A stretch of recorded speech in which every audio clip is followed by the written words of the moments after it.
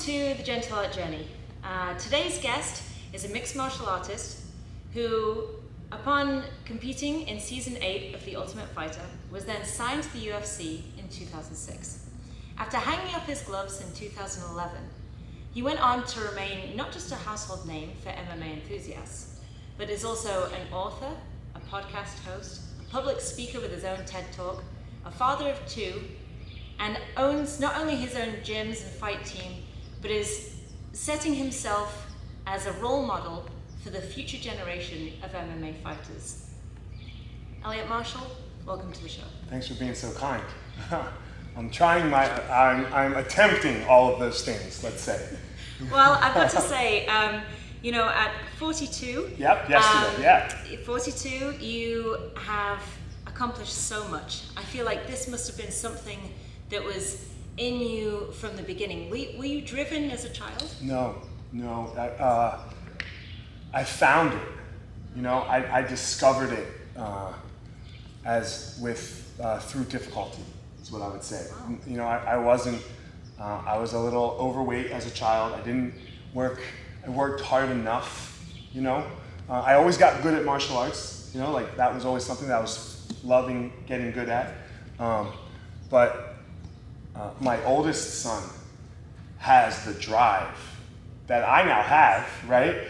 But I did not have it as a youth, Right. Yeah. So when was the moment? As we talk about the journey a lot on the show of where people began, was there a moment where you thought, right, this is it, my life is going to revolve around martial arts? Oh, okay, so that came at 6. Okay. Yeah, that was early, right? I'm going to do martial arts. That came when I was a young kid and I saw the Karate Kid and I did the jump kick and I broke a lamp. So that started very early, and I always said I was going to be a karate teacher because I did karate. And my grandfather used to tell me, "Oh, you're crazy. He's crazy." And he's right. I am. I'm nuts, and that's okay. I'm gonna look at that. Well, I feel like you've got to have a little bit of crazy to do what you do. There's only a certain amount of people on the planet, a low percentage of people that even do martial arts at all, right. Let alone do it at a high level. Can you tell me, what is that experience like to put yourself out there on that highest platform? For me, I wasn't really good at it. I can't say I was a good fighter. I was okay, I was too afraid during my fighting career to really accept failure and death, to really shine at the greatest level, at the highest level. And my true skill set and my true self couldn't really shine through. And I would say now in my middle age, getting older here, I would say I'm starting to come upon some of my greatness, and I'm just touching it, right? So I'm just starting. I'm a purple belt, I'm a purple belt, and I can't wait to see what's going to keep coming. So competing at the highest level, man, it's amazing, right? When you're in that moment, it's the most blissful and peaceful moment when you're finding it well that there is inside this chaos. So that's when you're not doing it well, it's terrifying. It's terrifying. So the duality of an experience is what I would say. That's a very honest answer, and something that when doing my research on you, I saw that you've been so open about your struggles with anxiety, and you have your book, Gospel of Fire, which goes to talk about your experiences that you've had with that, and a very open, honest view into it, and also goes on to help those that are also struggling with similar things. Can you tell me a little bit about why you wrote that book? So first of all, I hate that book. I feel it's very egotistical on my end. I don't know. I don't like the book because, and I'm glad that it's helped a ton of people. And I know I love that I did it, right? But I'm embarrassed of it years later down the road now, you know, because I feel like I can do better work. I can do better work than that now, and that's not the best representation of Eliot. And that's okay. I think you should always feel like this. You should be embarrassed of the work you did 5 years ago, you know? So, I struggle with it. Your question to why? Because I tried the opposite way. I tried the way of the bravado and the being great.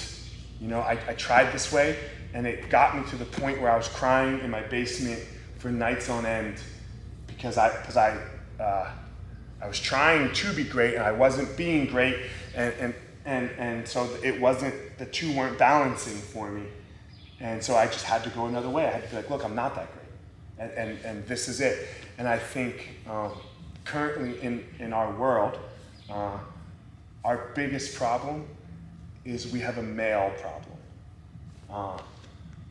We have two sides.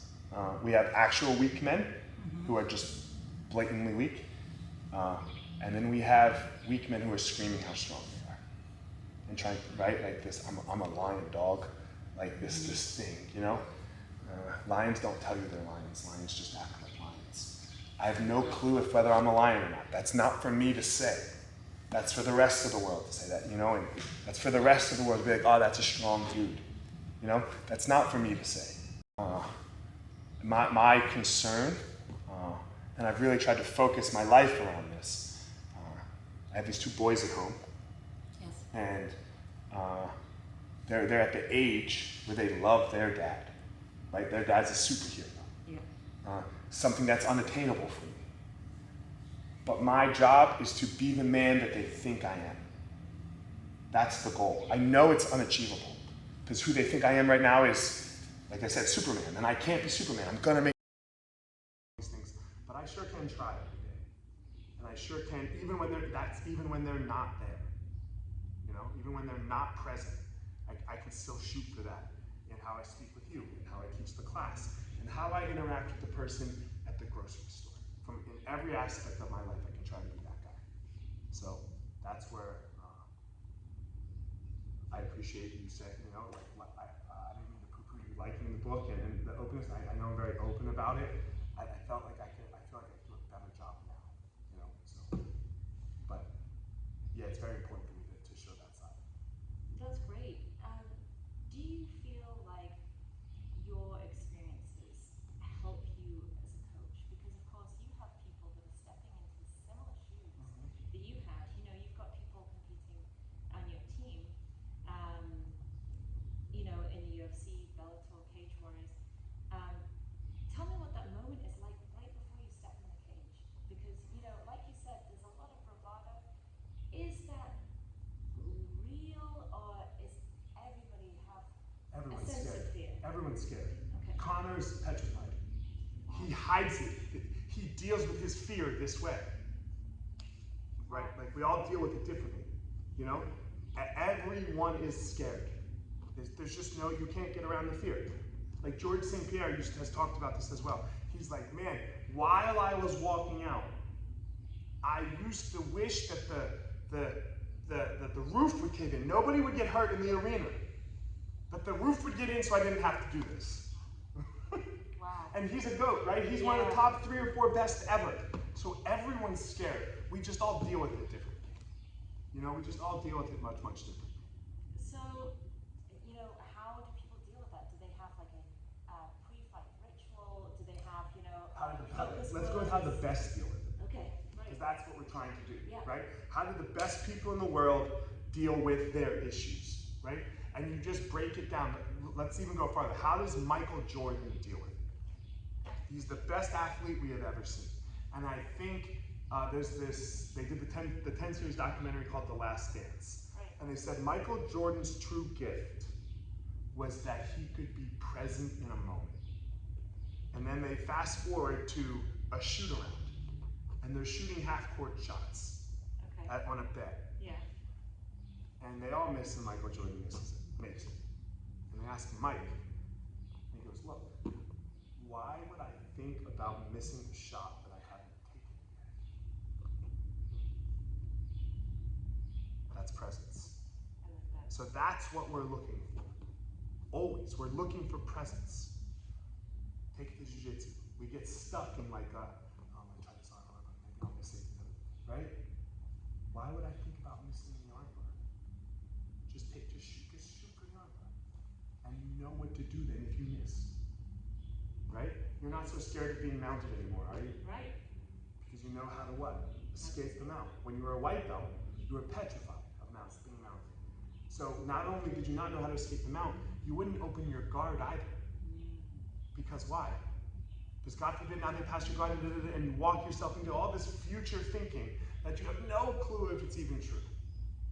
So the goal is presence. The goal is to be like a Buddha. And that's what the greats all have in common. Whether it's the great religious leaders, whether it's the great athletes, whether it's the great businessmen, the great people, they find a sense of, in their field, in their place, it's nirvana. It's this enlightened place where we get this, where I'm not a very religious person, but I'm very spiritual, and I believe in all kinds of things, right? Where we get to witness God. Yeah. Right? Michael Jordan was God on a basketball court. You know? We got to see God. And maybe, I have no clue, and I'm unconcerned with we whether... got to see Pele on the football field. Yes, yeah. Right, the best ever, right?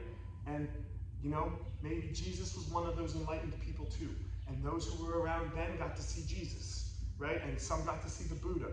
And you know, and maybe you got to see Allah or Muhammad, whatever, right. You know, like, yeah. And that's what these figures were to me. Not that they were perfect in any way. Michael Jordan's far from perfect as a human, you know? Maybe in 100 years we'll put mystical things on him too, you know, in 1,000 years. But we got to see it on the basketball court. Absolutely. You know, Absolutely. and that's what's amazing. Something that we like to focus on in the show a lot, especially with you know, our technique videos, is a small person versus a big person. Now, of course, I did a seminar with you 6 months ago, and you know, you fought at 205. You're a big guy. I'm one of the smallest usually on the mats always. And something that really struck me about the seminar with you was the fact that you were able to take the same technique that you were showing to the biggest guys on the mat and adapt it for myself, who is one of the smallest. Now, I know that you have a range of fighters that are all kinds of sizes. You know, you have Curtis Blades, you have women fighting at strawweight. How do you adapt your teaching technique? I want to address the fight team thing for a little bit. Yes. And you can ask me more questions about this later. I had to let the fight team go. Oh. I only have 2 fighters. Right. I had to let the fight team go for myself and what was happening for it in my own life. So I have 2 athletes still, as far as in pro. I have Drew Dover and Miranda Maverick. Yes. And then I have a bunch of jiu-jitsu people. But the question still fits. I'm a big guy. If all you can do is teach heavyweights who are big and strong, I don't find you to be too skillful. Right. Okay? Can you get someone who is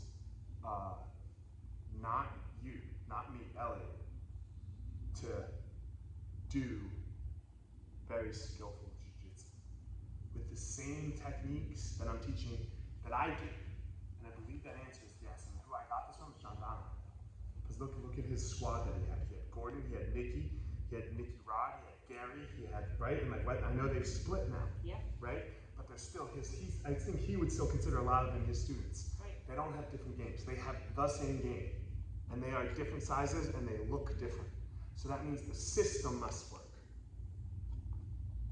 So does the system work? Not does the move work. Because if the move works, then that is body type and skill and athleticism. Does the system work? And if you teach in systems, you then get skill. Real, true skill that is repeatable. Right? Again, Michael Jordan's greatness wasn't his skill on the basketball court. It was his ability to be present. Because what happened with MJ as he got older? He couldn't jump as high, he couldn't, Father Time wins. Every time. Every time. He's undefeated. It's the only thing that's undefeated. Okay? It's Father Time.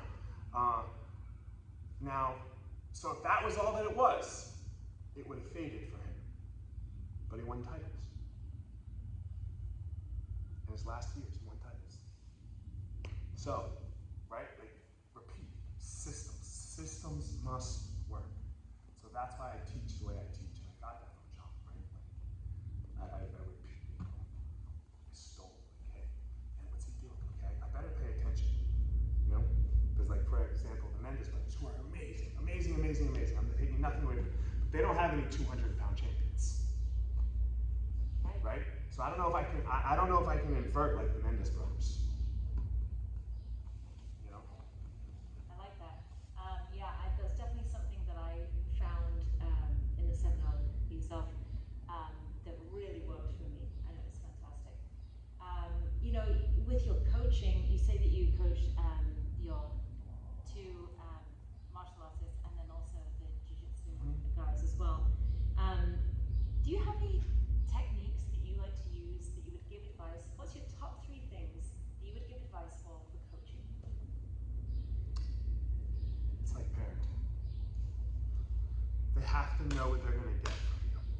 Okay. You have to be consistent. Okay, first of all.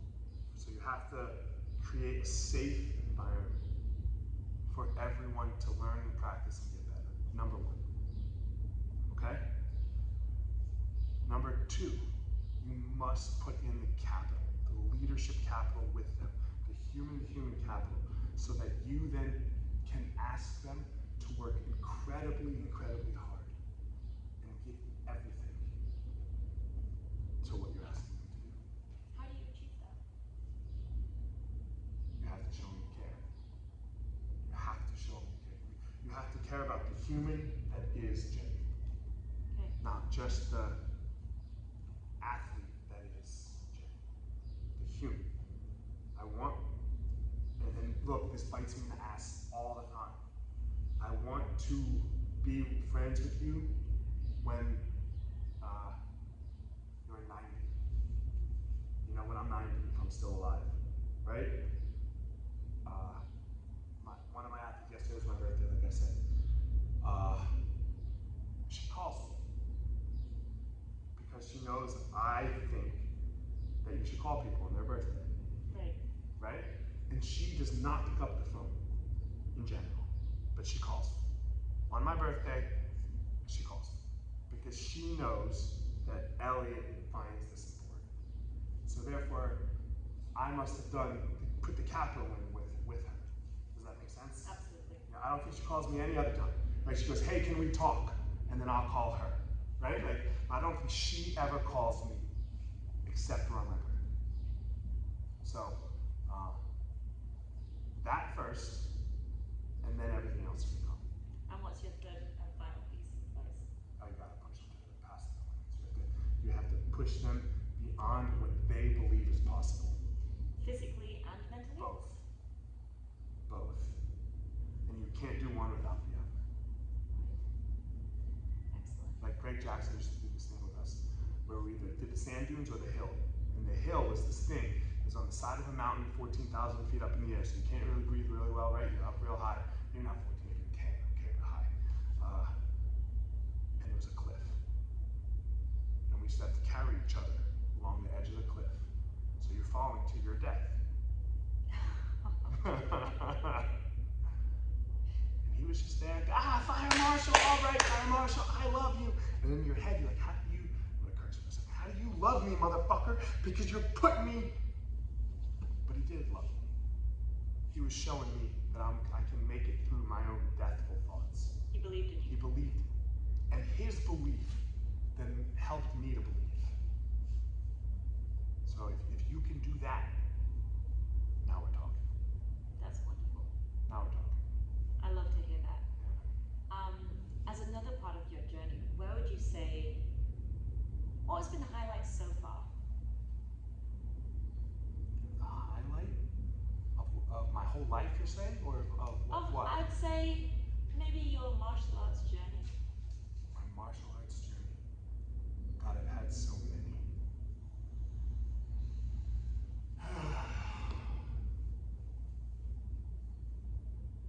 You know,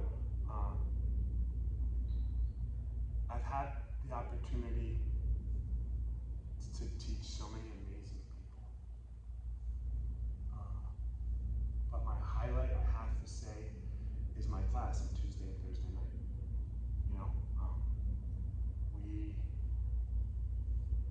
started at 3 people in 2012, and pre-COVID I built it up to 60 people, you know? Right. And this was when the school already was big, right? The gi class was already very large. So I had to build this no gi.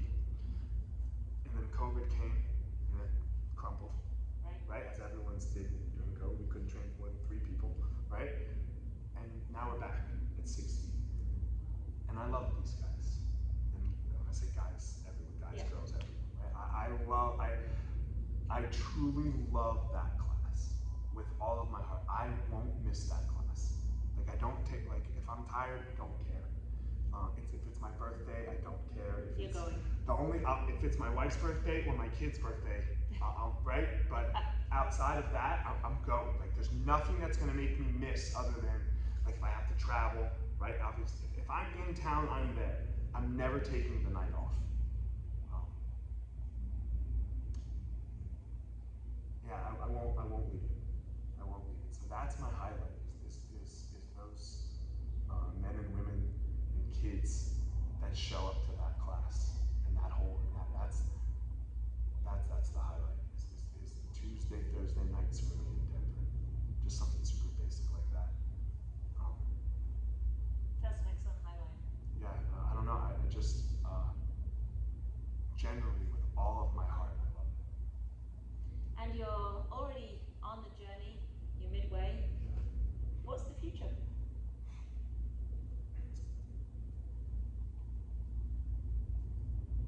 Like I know where I want to go. Like, you know, I want to be here in 10 years. I want to be here for 6 months of the year in Maui.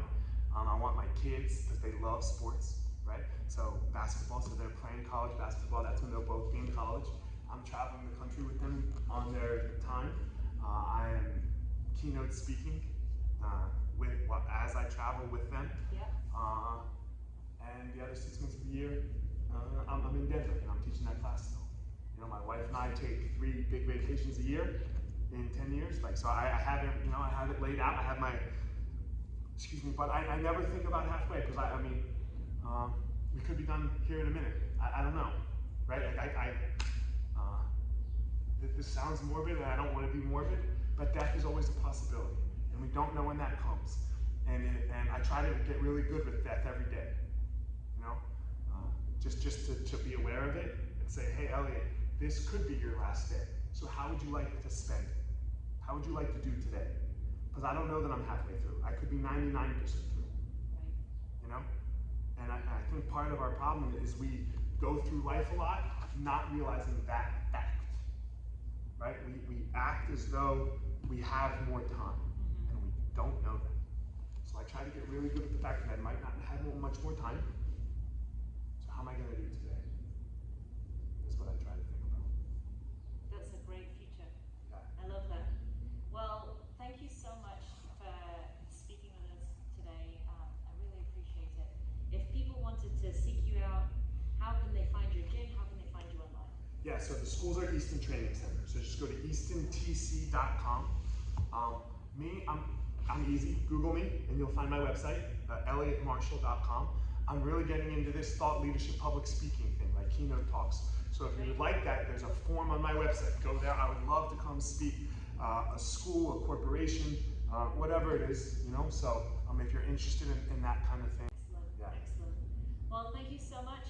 You can also go ahead and give Eliot a follow on Instagram as well. His handle is firemarshall205, so you'll find him there.